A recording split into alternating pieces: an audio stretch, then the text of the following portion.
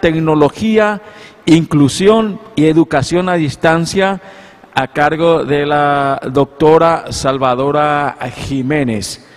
La doctora Salvadora Jiménez es doctora en Psicología Clínica por la Universidad Nacional de Asunción, doctora en Educación por la Universidad de Almería, España, es postgraduada en Formación Docente Universitaria, en Formación en Tutoría Virtual por la OEA, Organización de los Estados Americanos, licenciada en Psicología con orientación educacional.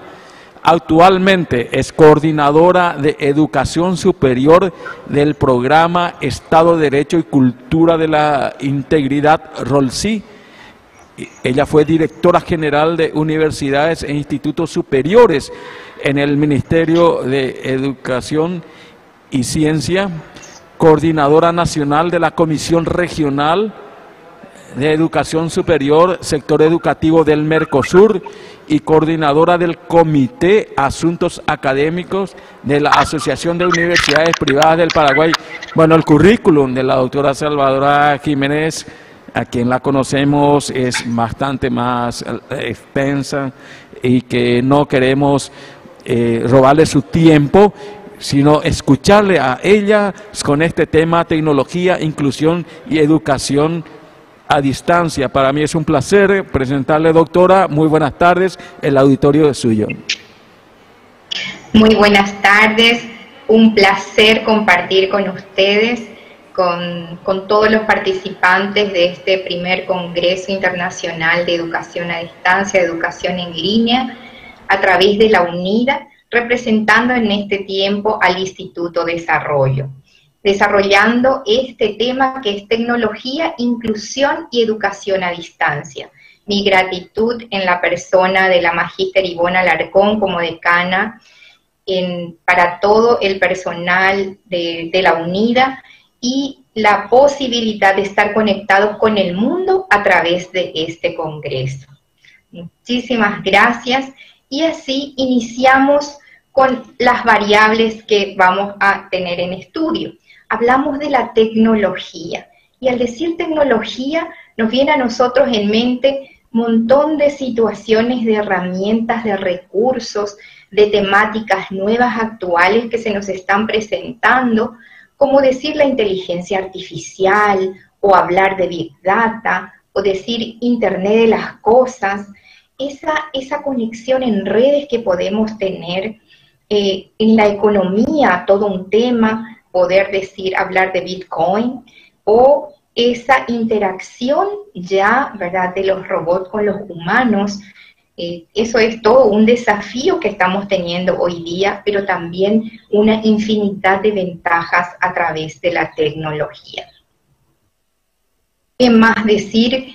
Que en este camino de la inclusión íbamos desde la exclusión, decimos luego a la segregación, para hablar posteriormente de una integración y a lo que queremos llegar hoy día, que es la inclusión. Hablar de esta inclusión y poner en la agenda educativa ha significado promulgar esta Ley 5136 de educación inclusiva ya en el 2013, donde a partir de diversas definiciones que estábamos dando de necesidades educativas especiales, capacidades diferentes, minusválidos, todas esas concepciones que teníamos, traducimos en esta ley con la terminología de necesidades específicas de apoyo educativo. Y esta ley también tiene su decreto reglamentario 2837 en el 2014, que hace y dice que se tiene que implementar en todos los niveles del sistema educativo, entiéndase desde la educación inicial hasta la educación superior.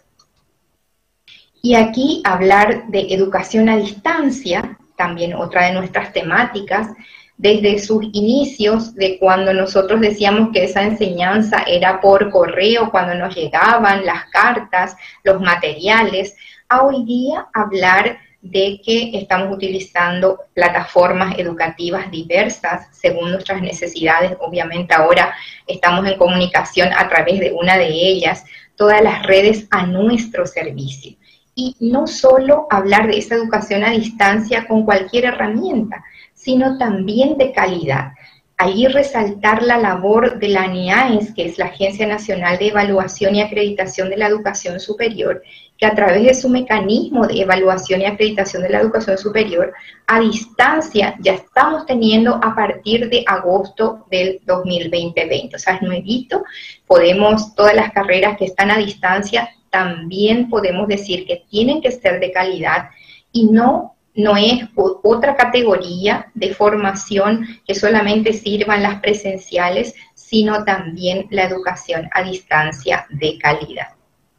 Aquí relacionar esta educación a distancia y la tecnología que promueve la inclusión a través de diversos dispositivos y software que hoy en día podemos disponer, que los avances científicos y tecnológicos nos permiten, con sus ventajas y sus desventajas, porque podemos hacer un montón de cosas que antes ni soñábamos.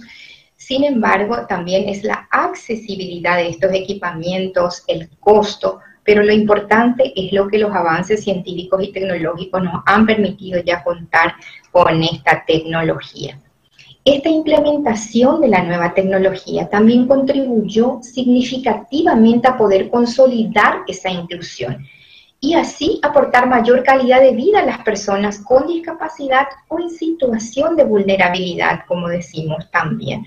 Y mucho más en contexto de pandemia, que hoy en día podemos hablar del home office, del teletrabajo, y también de que estas personas con discapacidad no tienen que estar trasladándose difícilmente con el apoyo de los familiares en las situaciones en que estamos, sino esta educación a distancia y las tecnologías permiten esta educación, con sus ventajas y sus limitaciones, repito nuevamente. ¿Cuáles son esos avances tecnológicos que estamos presenciando? Ustedes si ven las noticias y entran, como decimos hoy en día, a googlear, van a ver un montón de situaciones en relación a que incluso las personas sordas van a poder escuchar música, que se está haciendo incluso algunas modificaciones en el ADN en relación a la salud, que algunos se preguntan y dicen hasta qué punto tiene que ver con el tema de la ética, ¿sí? Que podemos también ya captar la lengua de señas a través de Google, que nos están proporcionando, igual Android, que permite enviar un streaming de audio, ¿verdad?, implantes cocleares, y así estos inventos que se están realizando, estos avances científicos que ya decimos, en uno de ellos que la startup ya va a permitir saber si es que el bebé está viendo o no, o sea, desde pequeños. Por lo tanto, ya podemos hacer esa intervención temprana, esa estimulación temprana, de tal modo que estas dificultades no perduren, sino puedan ser corregidas a tiempo, siendo intervenidas a tiempo con el apoyo de los profesionales y ese primer darse cuenta de los padres, según esa evolución que van teniendo nuestros hijos. Cuando hablamos de inclusión, podemos hablar de diferentes términos, de diferentes personas. Desde la Ley de Educación Inclusiva hablan de las necesidades específicas de apoyo educativo y hacen énfasis en las personas con discapacidad sensorial, sean personas con discapacidad auditiva, con discapacidad visual, motriz, las personas también con altas capacidades, o lo que decimos trastornos emocionales, ingreso tardío al sistema educativo, y también yo le he agregado desde el 2014 que estuve en educación superior, las personas privadas de libertad o en contexto de encierro, porque ellos también tienen unas necesidades específicas de apoyo educativo, igual que los pueblos originarios, y tomar en cuenta esta multiculturalidad. Si bien tenemos una ley que permite a los pueblos originarios un ingreso a las universidades, a las instituciones de educación superior, sin ese examen de ingreso que tienen, por ejemplo, las universidades nacionales, sabemos que no siempre culminan, tienen el acceso, pero esa permanencia y culminación de la educación superior no se da. De ahí la importancia de una atención adecuada también a esta población, y vamos a abordar con algún ejemplo un poco más adelante. Y hablamos de otras personas en situación de vulnerabilidad o de exclusión social, en situación de pobreza extrema u otras dificultades que van teniendo las personas. Allí hablamos de las personas en situación de vulnerabilidad en todas las etapas evolutivas. Hablamos de niños, jóvenes, adolescentes, adultos mayores en situación de vulnerabilidad, que necesitan de nuestra atención, una intervención adecuada a través de cada una de las organizaciones que están para poder apoyarles a esas personas en particular.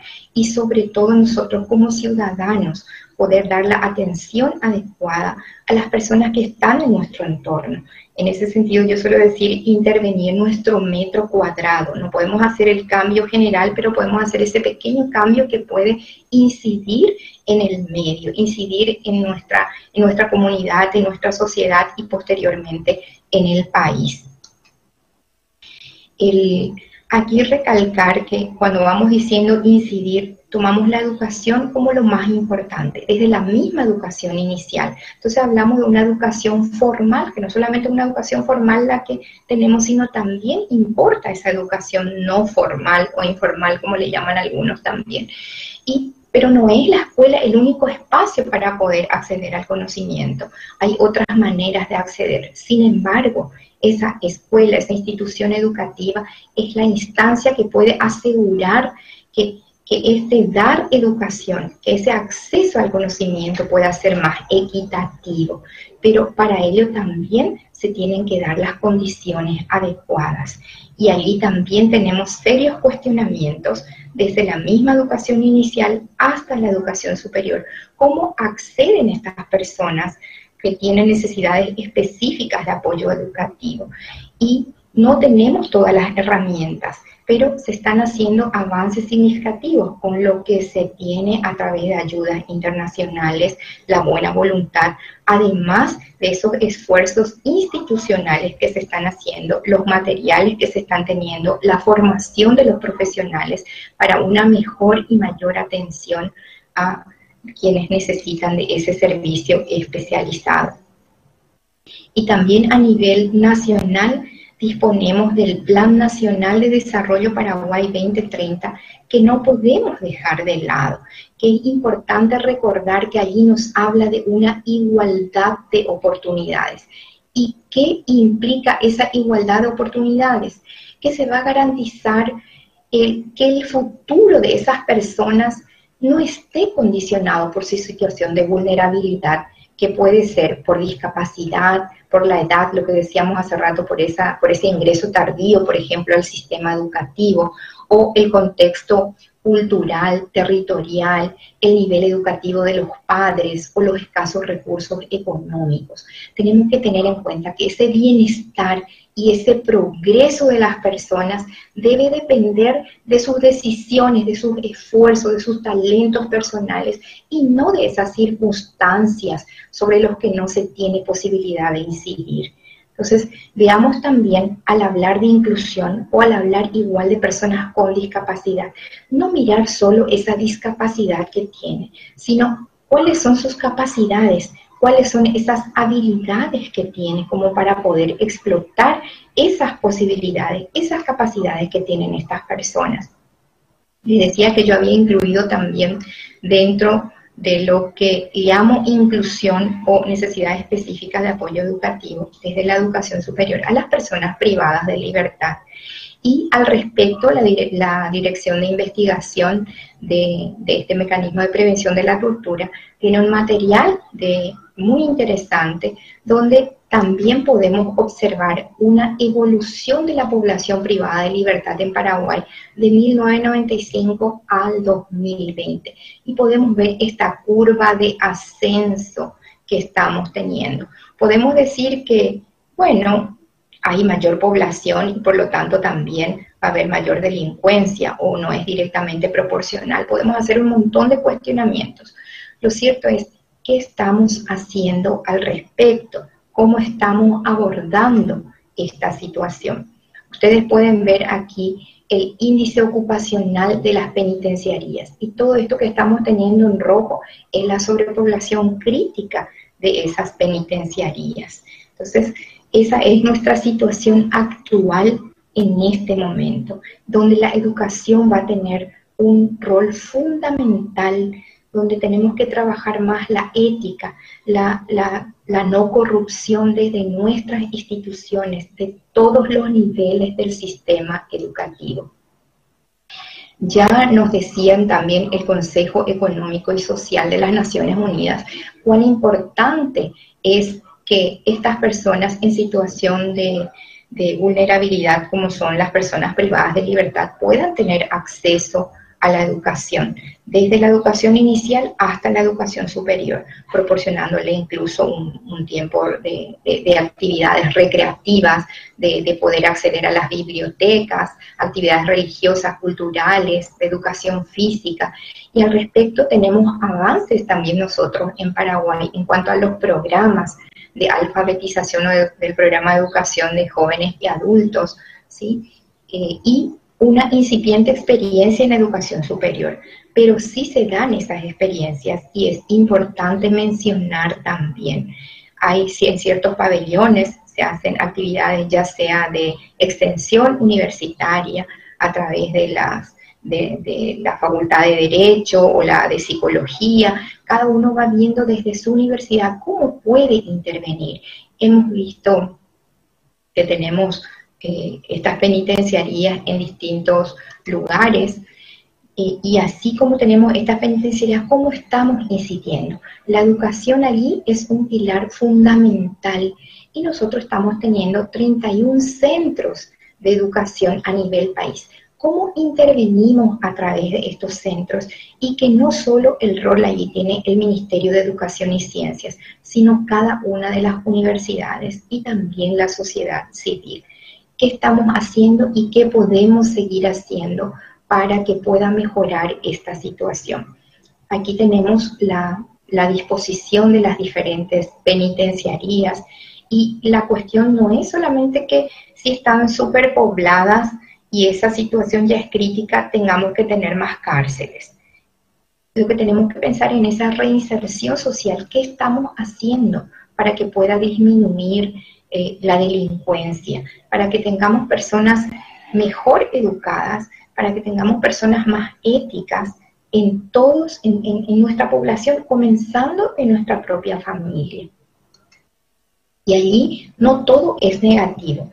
Hay situaciones, noticias que ustedes aquí van a leer que tienen que ver con lo que van haciendo en contextos de encierro, ya sea con adultos o también en personas jóvenes, adolescentes que están en situación de reclusión, privados de su libertad, y que van haciendo actividades, es decir, están haciendo la huerta, están criando cerdos, están haciendo sus capacitaciones para que puedan lograr esa reinserción social, que cuando salgan no tengan que volver a delinquir.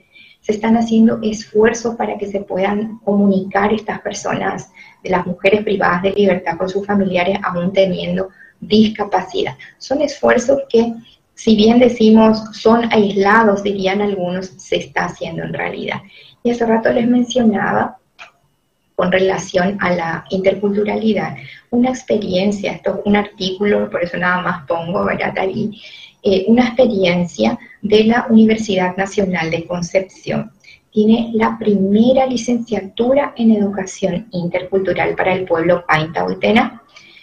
En la comunidad, los profesores van y dictan la clase, así como ellos también se integran a la universidad, pero tienen la posibilidad de estar comunicándose en su propia lengua, a la par que aprenden el portugués, que hablan el español y que hacen sus investigaciones porque están culminando este grupo, ¿verdad? Es la primera corte y la primera, ¿verdad?, en el país, y muy interesante también como experiencia a nivel regional. Y esta es una suma de buenas voluntades que inició desde el Ministerio de Educación.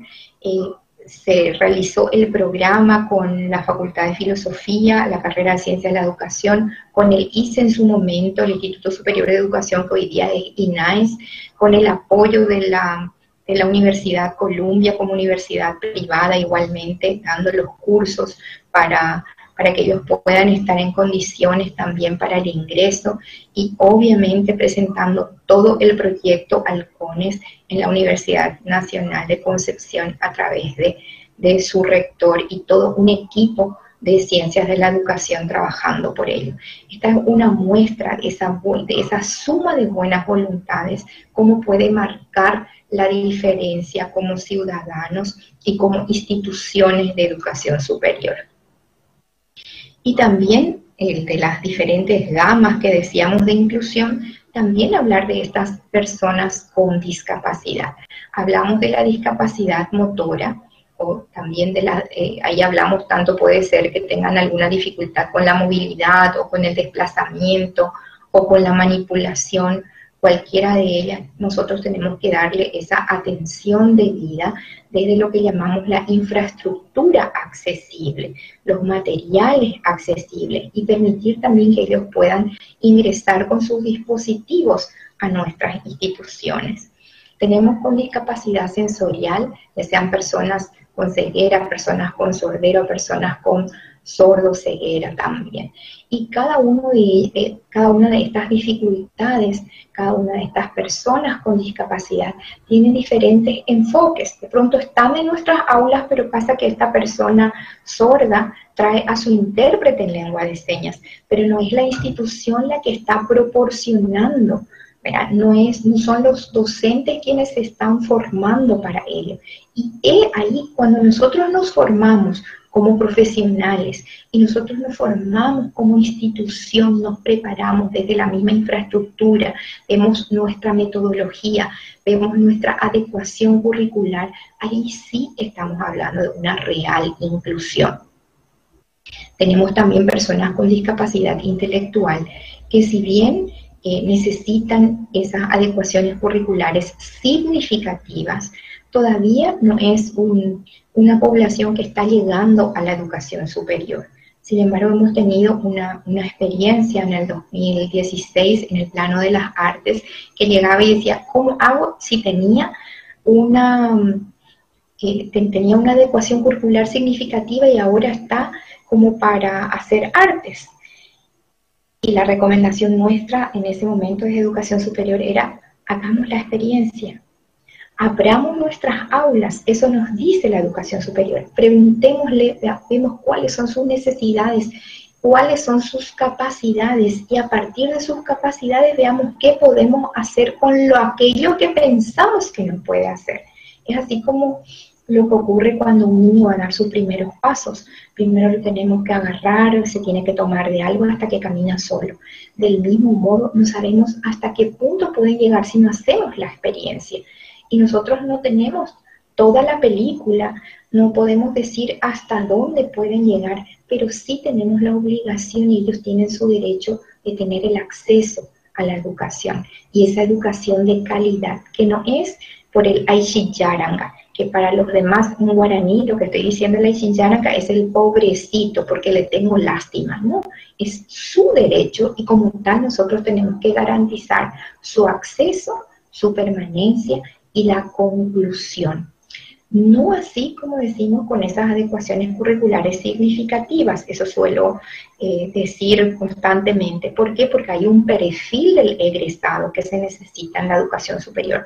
Para ser arquitecto se necesitan ciertas capacidades, para ser médico, para ser enfermero, para ser un economista, un abogado, y esas competencias básicas tiene que lograr, ese perfil del egresado tiene que tener. Quizá le lleve más tiempo de lo que a uno le lleva 4 a 5 años, le lleve más tiempo.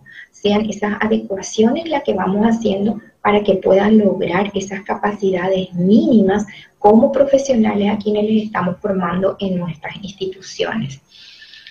Y también consideramos estas personas con trastornos del espectro autista o el Asperger, con trastornos del lenguaje y del aprendizaje, sean estos específicos del lenguaje hablado, como es la afasia y y decimos también la disfasia, los trastornos específicos del lenguaje lectoescrito, allí hablamos de la dislexia o de la disgrafía, los trastornos del cálculo o lo que llamamos la discalculia. Cada una de estas dificultades se abordan de manera distinta, pero tenemos que ver con cada estudiante. No podemos nosotros prever qué es lo que van a necesitar y tenerlo ya hecho. Sí podemos prever, pero con ellos tenemos que hacer el ajuste. ¿Qué es lo que ellos necesitan? Y ahí recordar que hay un eslogan que dice, nada para nosotros sin nosotros, porque ellos tienen que ser los partícipes activos de su educación.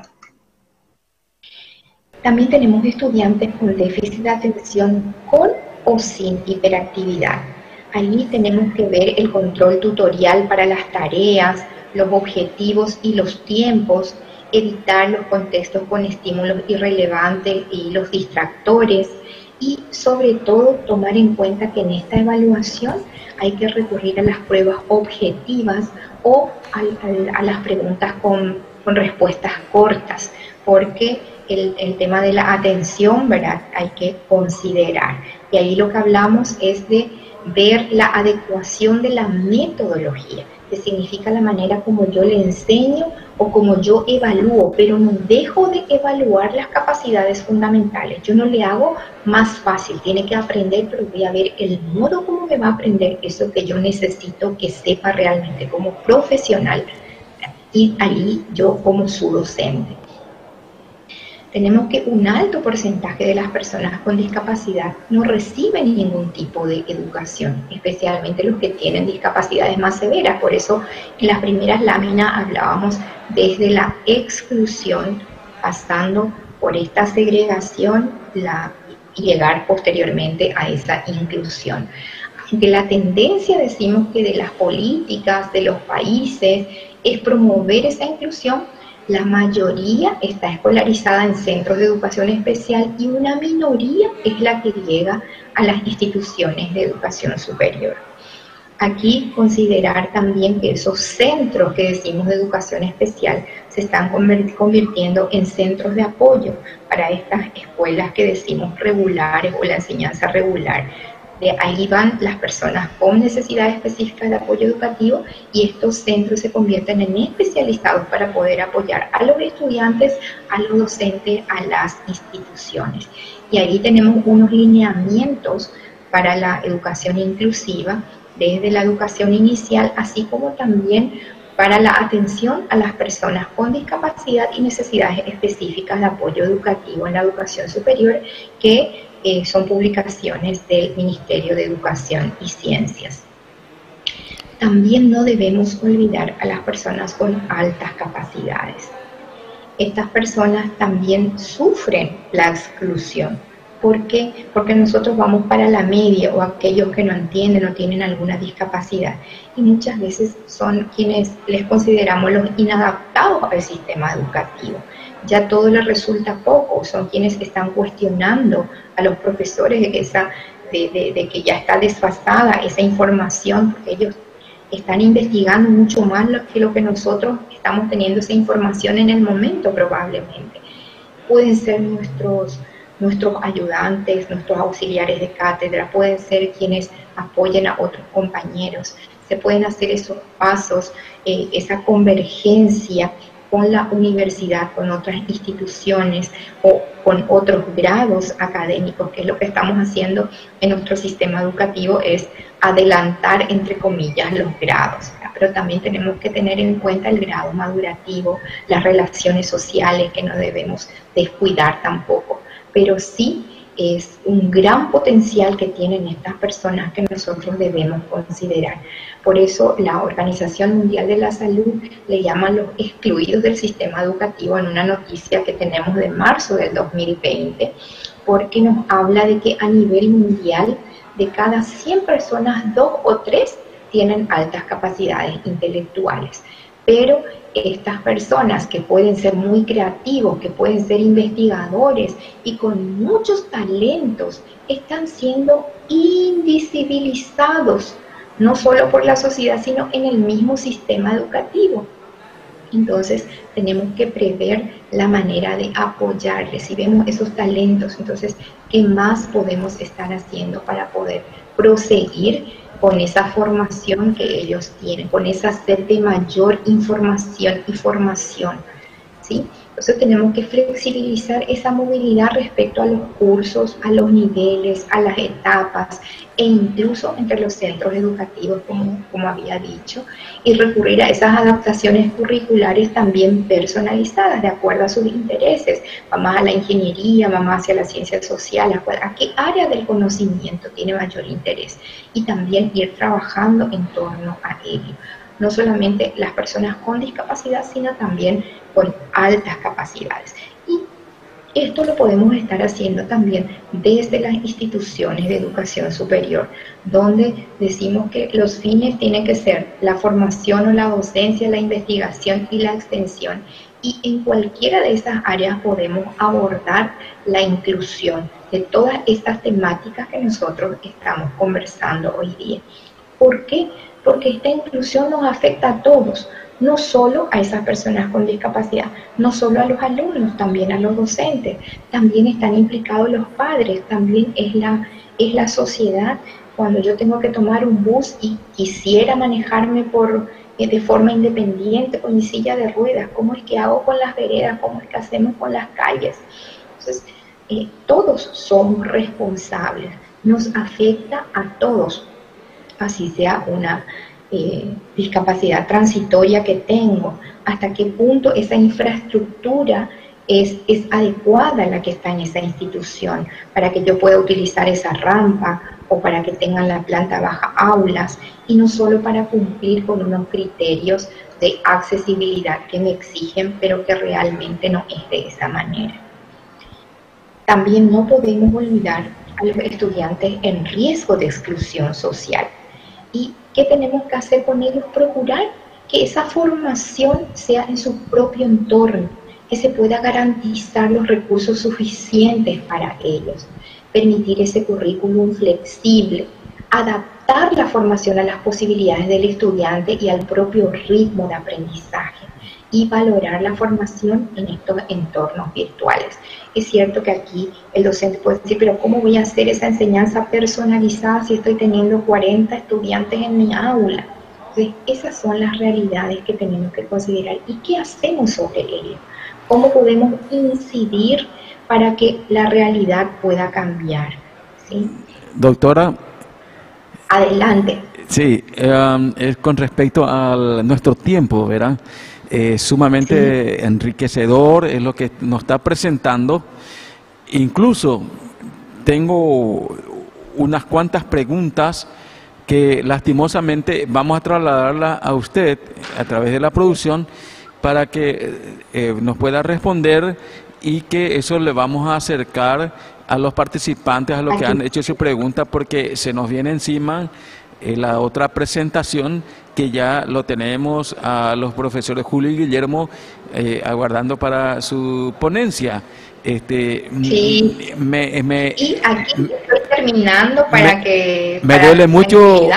me duele mucho haberla interrumpido, porque su tema no da como para 40 minutos ni una hora, sino es toda una... Pero de todas maneras, que esto, ¿verdad? O sea, que el abordar, hacer un pantallazo sobre los diferentes tipos de discapacidad y de altas capacidades, lo que llamamos inclusión, estos estudiantes que tienen ausencias por hospitalización prolongada, ¿verdad? O cuidados en el hogar, lo que podemos hacer con ellos, grabando docencia, flexibilizando los tiempos, ¿verdad? Y esta educación a distancia muy interesante.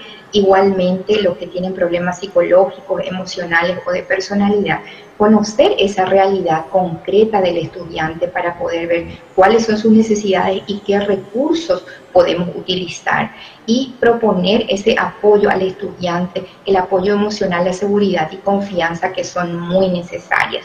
Por lo tanto, decimos que el problema no está en el estudiante, en su capacidad ni en su discapacidad o en esa diferencia, sino que el problema está en el sistema, en la didáctica, en la evaluación, en el entorno y en la falta de recursos.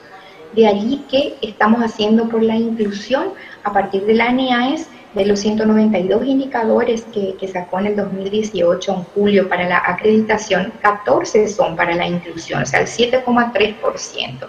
Igual a través de la Dirección General de Educación Inclusiva o de Educación Superior del Ministerio de Educación, a través de CENADIS, del Ministerio de Tecnologías de la Información y la Comunicación, y el CONES también, que nos permiten el uso de las herramientas digitales.